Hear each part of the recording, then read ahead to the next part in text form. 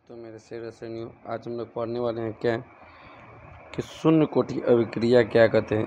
क्या पढ़ने वाले आज हम लोग पढ़ते हैं कि सबसे पहले कि शून्य कोटि अभिक्रिया क्या कहते हैं। कह रहा है कि शून्य कोटि अभिक्रिया के लिए व्यंजक क्या प्राप्त करते हैं। देखिए, इसके पहले हम लोग समझेंगे कि शून्य कोटि अभिक्रिया कहते हैं किसको है। सबसे पहले हम लोग क्या समझेंगे कि शून्य कोटि अभिक्रिया कहते हैं किसको है। चलिए आइए हम लोग समझते हैं कि शून्य कोटि अभिक्रिया कहते हैं किसको है।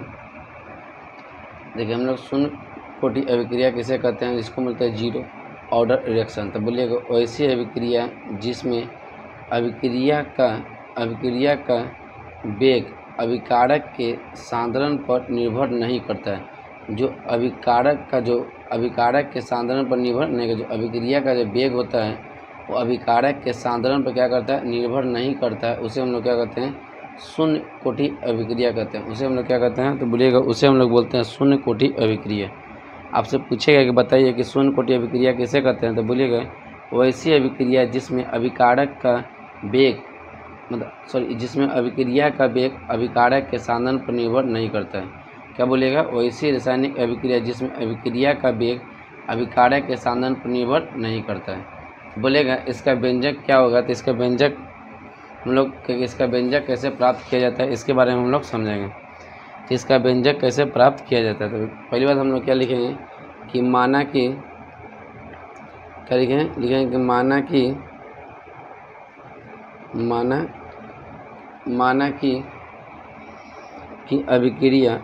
कि अभिक्रिया क्या है, अभिक्रिया ए से बी शून्य कोटि, ए से क्या है, ए से बी क्या है, शून्य कोटि का है। ए से बी क्या है, शून्य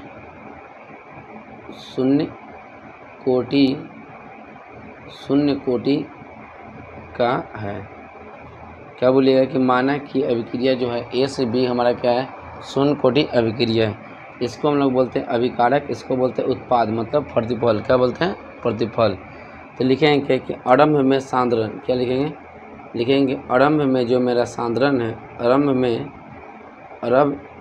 में क्या सांद्रण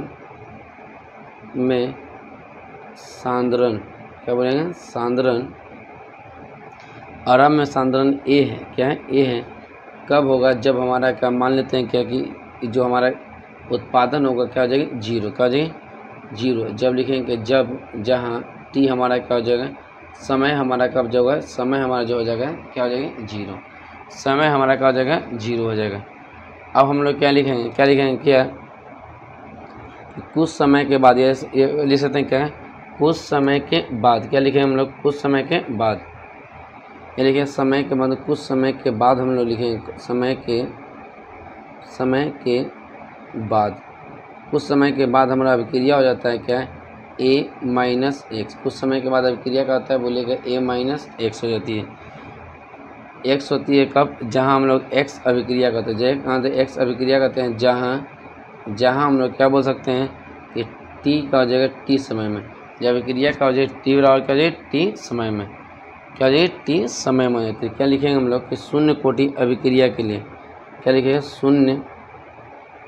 हम लिखेंगे क्या, शून्य कोटि अभिक्रिया के सांद्रण के लिए। क्या लिखेंगे, शून्य कोटि अभिक्रिया के सांद्रण के लिए। शून्य कोटि अभिक्रिया के सांद्रण या अभिक्रिया के वेग का सांद्रण, अभिक्रिया के वेग का क्या लिख सकते हैं हम लोग, सांद्रण। क्या लिखें, सांद्रण। तो वेग बराबर हम लोग क्या बोलेंगे कि वेग बराबर क्या हो जाएंगे, वेग बराबर या बोल सकते हैं क्या, dx बटा dt। क्या हो जाएंगे, dx बटा dt बराबर इसका समानुपाती हो जाएगा किसका, कि ए अभिक्रिया का, तो मेरा सांद्रण कितना है, सांद्रण का जाएगी, सांद्रण हमारा जीरो हो जाएगा। क्या जाएगी, सांद्रण हमारा क्या जाएगी, जीरो हो जाएगी। इसको बोल सकते हैं क्या कि dx, क्या बोल सकते हैं कि dx बटा dt बराबर dx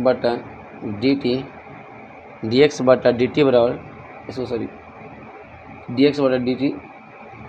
अब किसी भी समानुपाती को हटाते हैं तो क्या एक नेतांक राशि देते हैं। तो देखें के ए सांद्रण इक्वल टू 0 कह देंगे के ए सांद्रण इक्वल टू 0 हो जाएगी।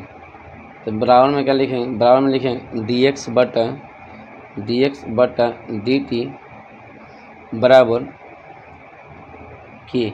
जब हमारी देखिए अभिक्रिया कितना करें ए माइनस एक्स, क्या जी ए माइनस एक्स माइनस ए लिखेंगे, जहाँ एक्स बराबर क्या जी एक्स बराबर हमारा क्या जी एक्स बराबर 0, क्या लिखेंगे एक्स बराबर क्या लिखेंगे 0, जहाँ जहाँ क्या लिखेंगे जहाँ देखिए ए बराबर क्या है 0, लिखेंगे कि डी एक्स बटा डी टी बराबर के इंटू ए का मान देखिए ए का मान कितना जी ए का मान 0 माइनस एक्स के पावर 0।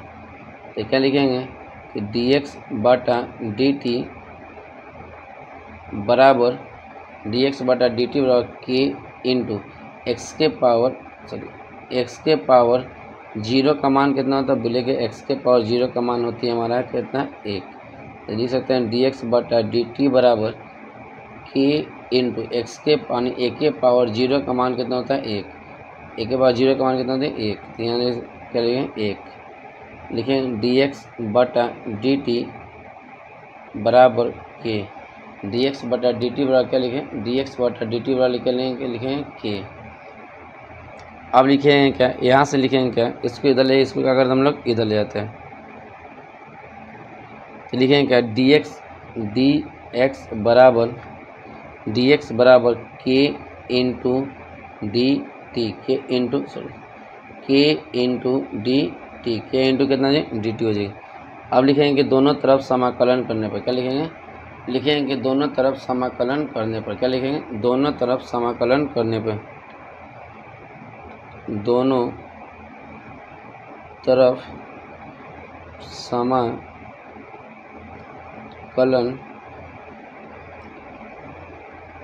करने पर लिखेंगे कि समाकलन डी एक्स बराबर के नियतांक के मतलब क्या है, नियतांक इसको हम लोग बाहर लिखते हैं, इसके समाकलन डी टी।